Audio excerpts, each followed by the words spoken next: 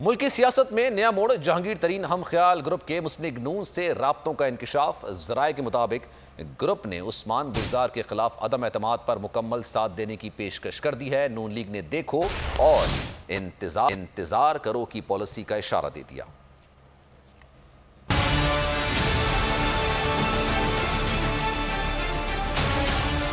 मुल्की सियासत में नया खेल। क्या जहांगीर तरीन हम ख्याल ग्रुप ने किबला बदल लिया? मुस्लिम लीग नून से राबतों का पिंडोरा बॉक्स खुल गया।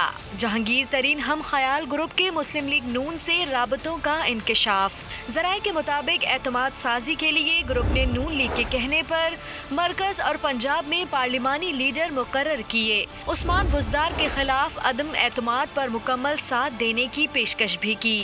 मुस्लिम लीग नून इन हाउस तब्दीली पर गोमगो का शिकार है। फिलवक्त मामले पर खामोशी इख्तियार कर ली। देखो और इंतजार करो की पॉलिसी का इशारा दे दिया। मुस्तकबिल की सियासत में साथ चलने का दारोमदार एतमाद साजी पर होगा। तरीन हम ख्याल ग्रुप बनने से पहले नून लीग की क़यादत को भी एतमाद में लिया गया था।